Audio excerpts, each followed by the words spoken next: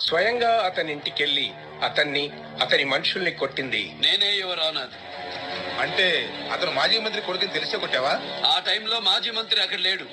ఉంటే ముందు వాణ్ణి కొట్టేవాణ్ణి. అంటే నేరం చేశానని ఒప్పుకుంటున్నావు? సారీ సార్, నేరం నేను చేయలేదు.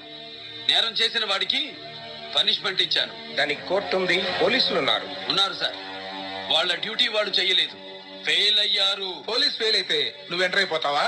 Yes, where police fails there military enters. ఒక రాష్ట్రంలో లా అండ్ ఆర్డర్ ని కాపాడడంలో పోలీస్ ఫెయిల్ అయితే ముందు పారామిలిటరీ ఎంటర్, తరువాత మిలిటరీ ఎంటర్ అవుతుంది. ఒక ఆడపిల్లని ఎత్తుకెళ్లారని పోలీస్ స్టేషన్ కి వెళ్తే పోలీసులంతా చేతగాని దద్దమ్మలైతే కనీసం ఒక్క ఎఫ్ఐఆర్ కూడా రాయకపోతే అప్పుడు మిలిటరీ ఎంటర్ అయింది.